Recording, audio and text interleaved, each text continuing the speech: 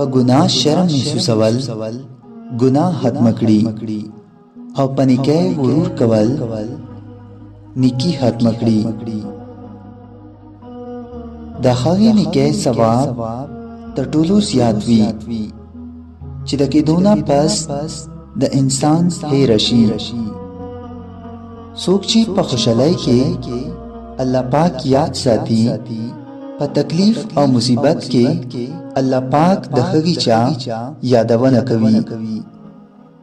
د انسان د قیمت اندازه د هغې د اعمال نه لګي. د عقل بدترین دښمن غصه ده.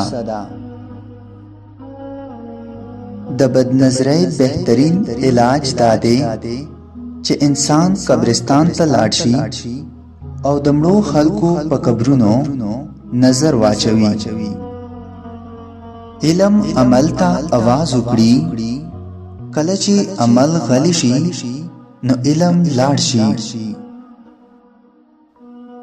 د لږې نیکۍ او ښه کار خوند دا وي چې انسان د غټې طلب شروع کړي، او د معمولی بد کار نقصان دا دی چې انسان آخر د غټ ګناه شکار شي.